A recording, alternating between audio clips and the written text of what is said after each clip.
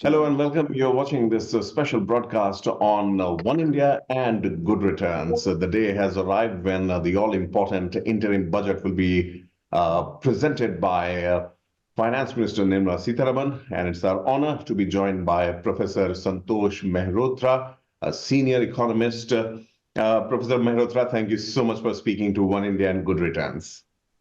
Thank you. Thank you for inviting me. Sir, talking about the vast and extensive experience that you have in drafting key frameworks for vocational education and skill development in India, what are your expectations, if I may ask, in these sectors from this interim budget?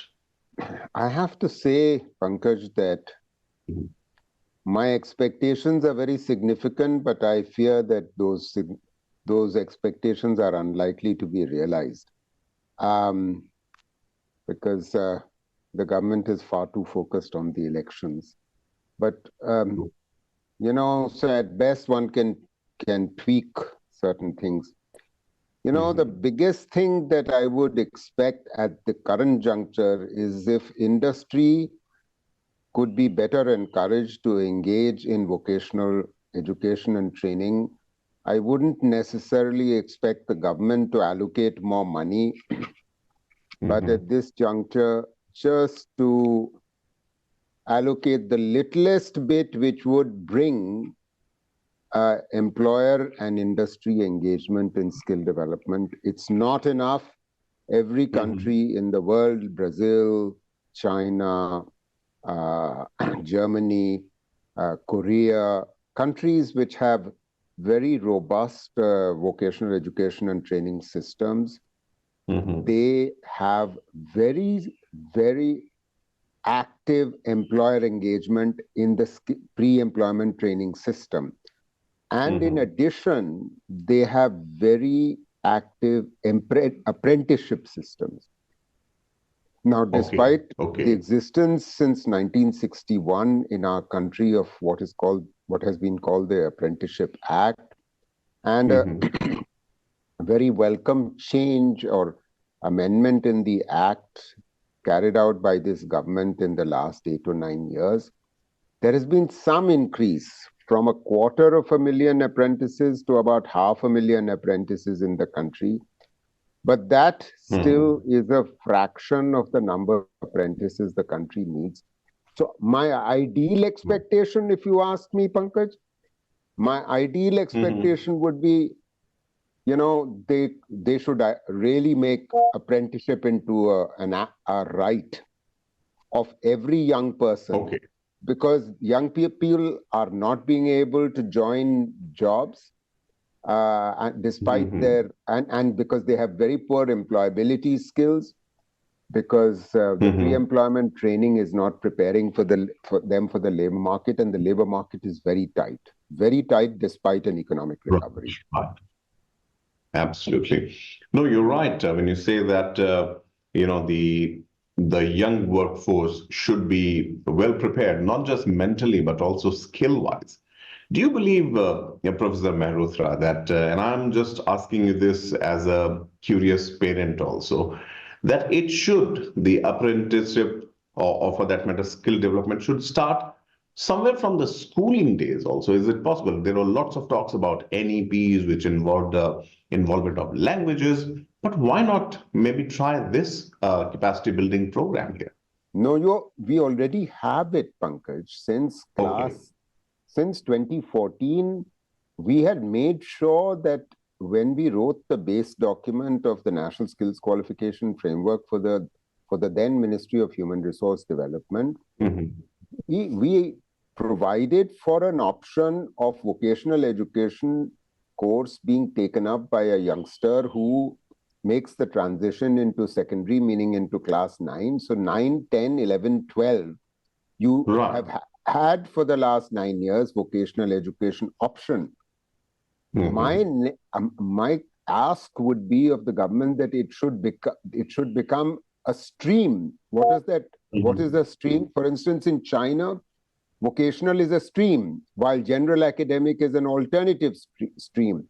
So after Okay. completing, so for instance, after completing 9 years of general academic compulsory education in China, children take an exam, and then half of them get streamed into vocational and half remain in the general academic. And believe it or not, believe it or not, the vocational children actually receive a stipend, which the general academics do not when they enter the senior secondary.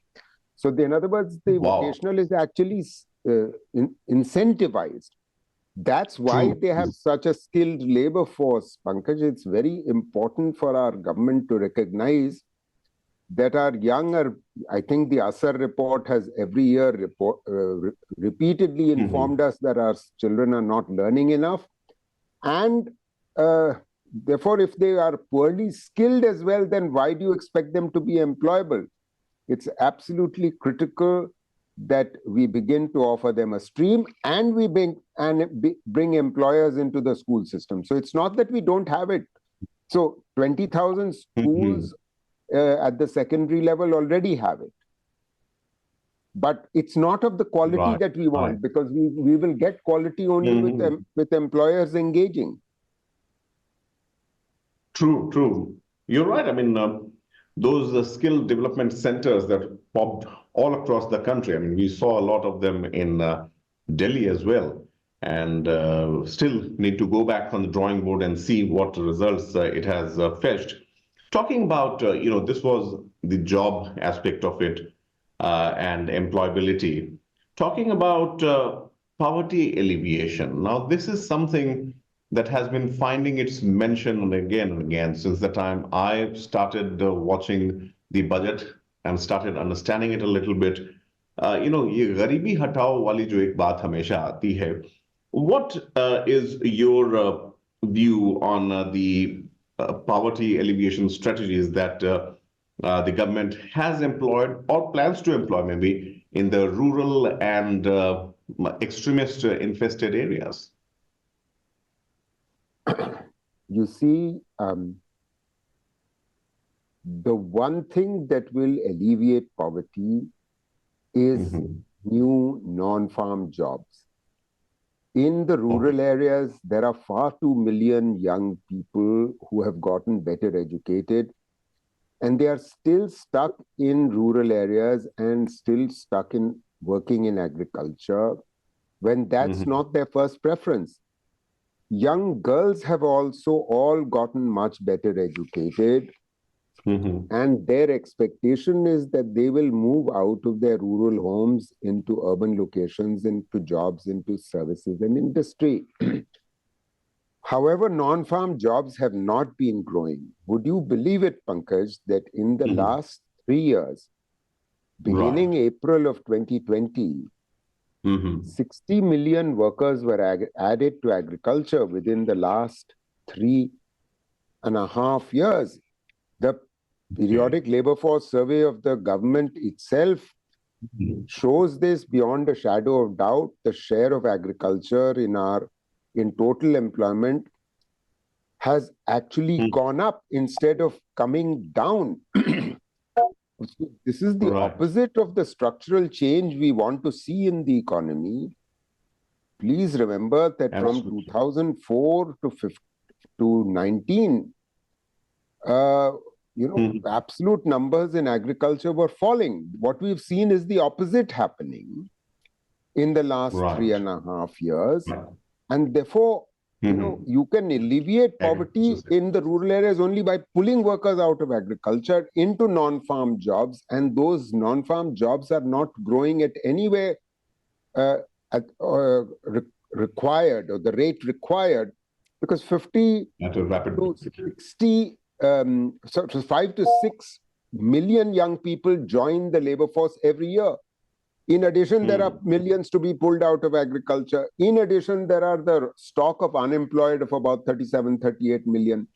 So you are not going to get rural demand growing in the absence of non-farm job creation, because only then will real wages begin to increase. I have shown in my recent work that real wages have actually stagnated in the last 6 years.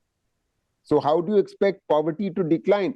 The reason why poverty fell very dramatically, I'm talking about income poverty, it fell dramatically between 2004 and 14 by 140 million people rising above the poverty line. What was the what the reasons were essentially twofold. One was non-farm jobs growing very fast, especially in construction. Workers were pulled out of agriculture. The absolute number of workers in agriculture began falling for the first time in India's history. And because of that, the labor market in rural areas tightened, partly also because Manrega raised demand for work in rural areas, so that also raised incomes.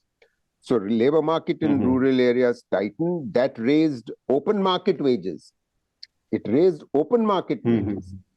And that had a knock-on effect on open market wages in urban areas. So the combination of new non-farm jobs and the rise in rural wages across the rise in wages across the economy, rural and urban, that's the reason why poverty fell in such dramatic terms. Income poverty fell in dramatic terms. We've had neither of the two trends showing up in the last six or 7 years. Well, that's a critical aspect, I would say, that has been amiss. And I'm sure, the policymakers and those who would be taking a close look at it must factor this also. Professor Mehrotra, in the beginning, you rightly mentioned that elections are around the corner. And my final question to you would be, time and again, 5 years, we have these Lok Sabha elections, and a lot is, on the stakes, as they say, are very high each time. Where to from here? I mean, there are lots of things, there are lots of boxes to be checked. But if I had to ask you 3 crucial aspects that the government must focus on, what would you list them? See, Pankaj, we are at a very crucial juncture in the evolution of the Indian economy. I don't think it is recognized sufficiently in government that for our demographic dividend to be realized, for us to take advantage of this once-in-a-century opportunity, once-in-a-lifetime opportunity in the life of our nation, of the dividend, which can actually raise incomes if we provide jobs. I don't think this is sufficiently recognized. So which means the topmost priority has to be that total investment to GDP ratio rises. That's what creates new jobs. Now, the unfortunate part is that this government inherited a investment to GDP ratio of 31% in 2013-14. In the last 10 years, in no fiscal year has the investment to GDP ratio reached the level of 31%. It actually fell all the way to 26%. It is now increased to 29.4%. So that's not good enough. You can see that capacity utilization in the industry is now around in the region of 74%. That's not still good enough for new investment, private investment to happen. So government is trying to stand in for private investment. It cannot suffice because it's most of the investment in the economy is the private sector. And FDI is in the last analysis, despite the gross numbers, the fact of the matter is that in none of the 10 years of this government, the FDI to GDP ratio has exceeded 2% in none of the years. So absolute numbers don't matter so much when the economy is already quite large. What matters is how much is FDI as a proportion of total investment.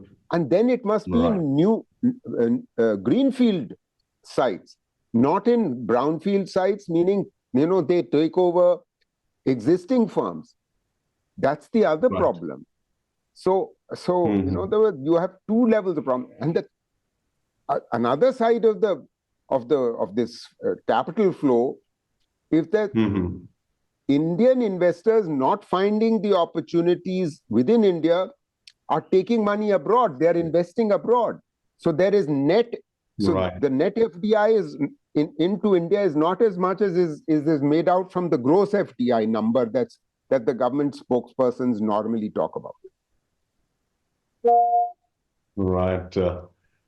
Well, definitely, it's a tightrope walk, I would say. And needless to say, for factors such as these, as you mentioned, more than just a cursory glance on this budget as an interim budget would be required. Professor Santosh Mehrotra, thank you so much for speaking to us, sir. Lovely learning from you, lovely hearing you. And we wish you all the very best. I think in a short while from now, the budget would be on. So thank you so much for Thank you speaking to very us. much, Pankaj. Bye-bye. Yes, sir. Bye, sir.